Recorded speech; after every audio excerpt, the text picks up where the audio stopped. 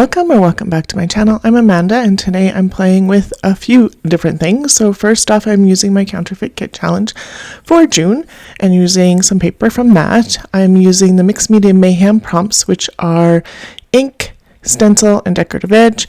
And I am playing with 30 Days of Sketches from Christie's Beautiful Life Series 18 with this lovely sketch from Briana Spors, who's at Love My Life on Paper on YouTube. And I am going to scrapbook these pictures of my youngest at her guitar concert last December. And so looking at Briana's sketch, I actually found this cut file on the Cricut and cut it out in this music paper, which is from my kit, and black, so I can use some inserts on it a little different and kind of mimic that record that she's got in hers, and definitely has a music feel for her sketch. And I'm going to go with the theme and a pretty close representation of her sketch today. So I am just tracing on the black so I can have the rest of this circle piece that's a record. And then, so I'm just cutting that out because I didn't want the whole background to be black. So I kind of wanted it like this, but I definitely wanted the record to show it was a record and not have some of the record kind of disappear. So I used the other half of that you saw, and you'll see again, lined up the center and the other piece, like the pieces of the black, and then just use that curve with it lined up to get those pieces really nice. This was a little tricky because these ones kept moving. I could have had the other bits down before I did this inside piece of the music notes, but it wasn't that hard. Just live and learn. And so that's how that looks.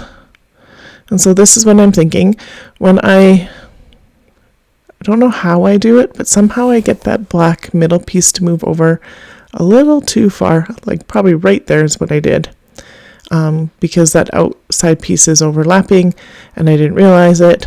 I'm going to get it glued down and then it's going to go off the edge a little bit, and oh well.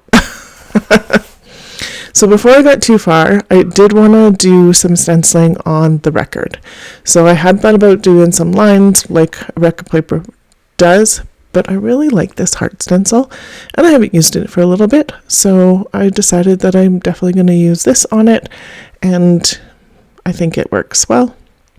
I wasn't sure if I wanted to use this gray and make it really subtle for that pigment ink, or use this pigment ink in white and make it stand out.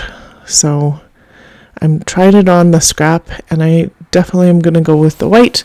It ties in the white background, which is not going to stay completely white, but and then I didn't have to worry about how much over the line I went because it's white and my paper is white, and so I did make kind of a mess up on this spot, so I'm like okay, whatever.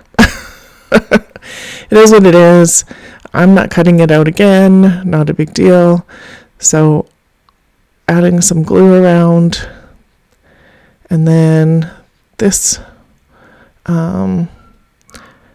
because it doesn't go the whole way around the inside record, was like, I don't know, I just wasn't paying attention.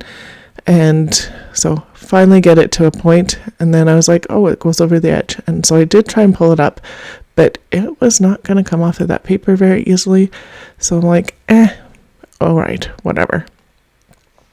So I had it down where I kind of wanted it. So now I'm just going underneath and gluing instead. I'm trying to put it down in and then up and down. So that worked out better.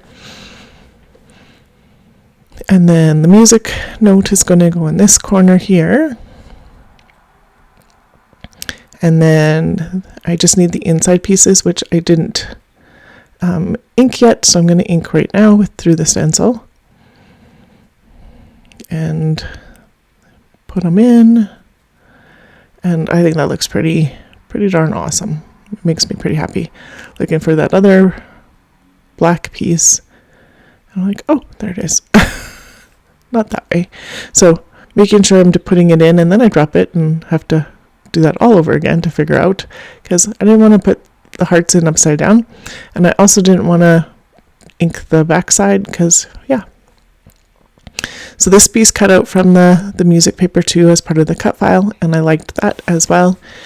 And then I'm going to deal with my pictures. So part of Mixed Media Mayhem was a decorative edge, and so I thought I'd pull out these Hip Kit Club nestled circles, and it's got a stitched edge on it, and I would call that decorative. So I'm pulling out some circles that will work and will minimize this dude in front of us head for the pictures, because his head is big in all of them.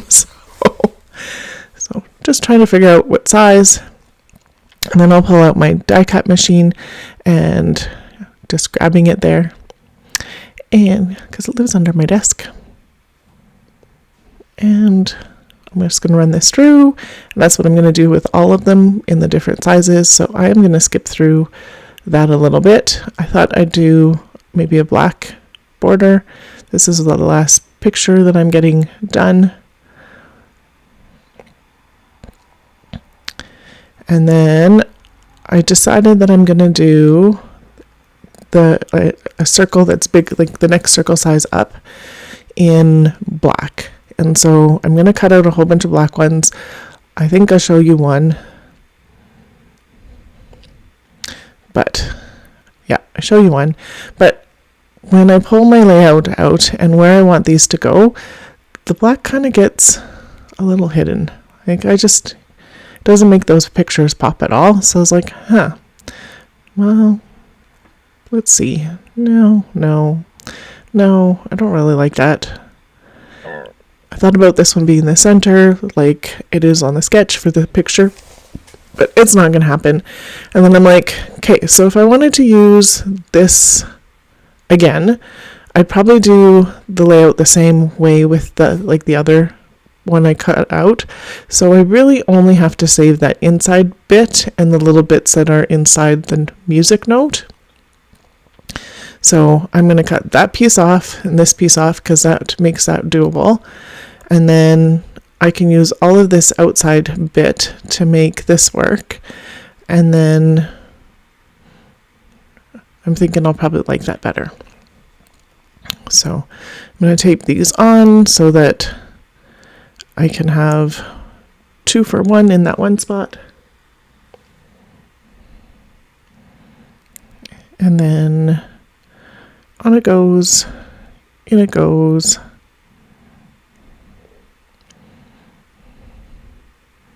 And I did cut out the middle of the music notes before I didn't remember that I wanted it. And then I like this better. This is working better for me. It has a little bit of the notes, but it's not getting lost on the black like the other stuff was. So, and it ties the music paper in another spot. So I was thinking about coming across in a diagonal across the bottom here, but then that messy spot in the top where I just put that one wasn't going to get covered. So I'm going to do a cluster down by the music notes, and I'm going to do a cluster up top here so it hides a bit of that stenciling, oh, what did I do kind of thing. And so this is what I'm kind of thinking. And then I'm like, I would really like to do something with the white background. So I pull out the stencil from the Crafter's Workshop and pulling out my distress inks, and I'm pulling out the brown because I kind of want to use brown. So I did pull out my black too, but I was pretty sure I wanted to use my brown. So this one is Walnut Stain. I'm just trying it on the back to see what color I'd want. And then this other one is Vintage Photo. Vintage Photo is a little more of a yellow brown.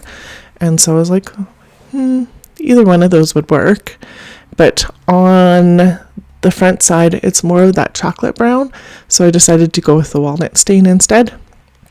And I'm just smushing it through the stencil, not being very precious, not getting the whole thing across, just like touches of color in the background, just to like make it not so stark white and boring. And then getting these kind of situated out again. And that one, I know I didn't cut that one very good, so it's got a flat edge on the one side. So I do know that I'm going to butt that up against the music note and kind of hide that I didn't cut that very well. So, and then it was getting lost on the middle part of that record, and so I just inked the edges. It doesn't really matter on the black, but when it overlaps that middle circle, it does make a difference. So, and then just lining this up, gonna get it down, situated. And because I put black on that one, I'm going to put a black edge on all of them. So, almost forgot. I'm like, no, can't do that yet. I'm supposed to ink this. Now I'm going to ink it. I'm going to ink the other one as well. And then I'm going to get this cluster kind of sorted.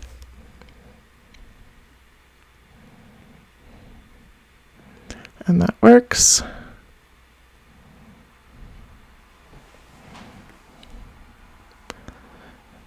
And then I am trying to make sure that the music notes are going the right direction, because there are numbers on it that tells me what direction they go. And so some of that is visible for like the numbers, so I didn't want it to be upside down. This side left on its side instead of putting in its holder, so it did clog. So I'm just going to use a pin to unclog it and add a little glue. And then that one is done. And now I'm going to do the same thing up at the top here. So ink the circles, get them on. My tape runner is out. And then instead of going to get more tape runner, I'm just going to use my glue, because I can.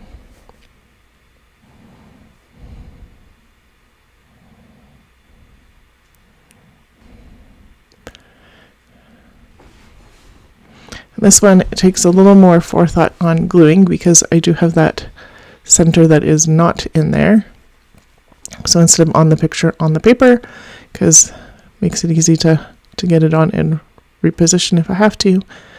And then this one's going to go on and cover up most of that mess. And then I'm going to overlap like this. And this one's going to get put up on pop dots too, just to give a little dimension to this otherwise fairly flat layout. I could have done that with the music note too, but I didn't really think about it until I was doing this, and it was already glued down, so wasn't going to happen. Cut that tiny bit off so that it'll go into the book. And now I am going to do the title, and so I pulled out this really old alpha, and I don't have all the letters, but a lot of the letters I can Frankenstein into something else. So this was a J, and so I picked this one because it was straighter and had a dot. And then I do have lots of T's left, and I have some A's left. And I have 2 R's left, which is good, because I'm going to call this guitar concert. And then I'm going to pull out the other letters. So I do have a capital C. I do have an O. The O is a little bigger, so it might be a capital O. Actually, I'm pretty sure it is a capital O, but I didn't have a smaller one, so it's going to work. And then I don't have an N, so I'm going to use an upside down U and just trim it a little bit. And then I do have a little C. I do not have an E, so I am going to use the cursive K to make an E.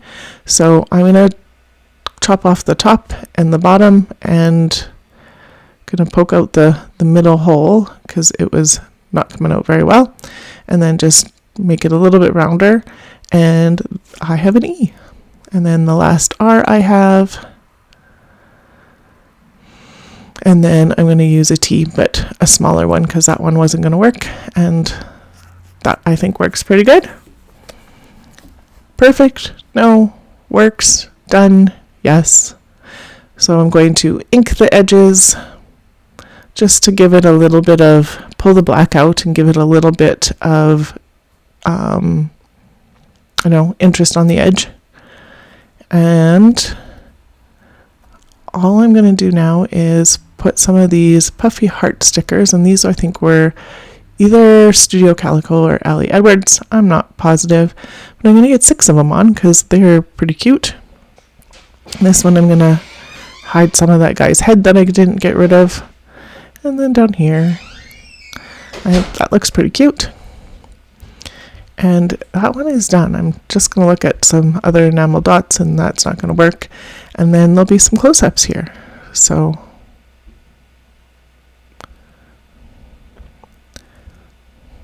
and I really like the decorative edge around those photos is pretty subtle, but in person you definitely see it. And I thought that would work for the decorative edge part. And obviously the stencil and the ink for Mixed Media Mayhem is there. And Briana's sketch is super cute. Done. Yay. Here's some close-ups of my layout. If you are interested, Briana will be linked below.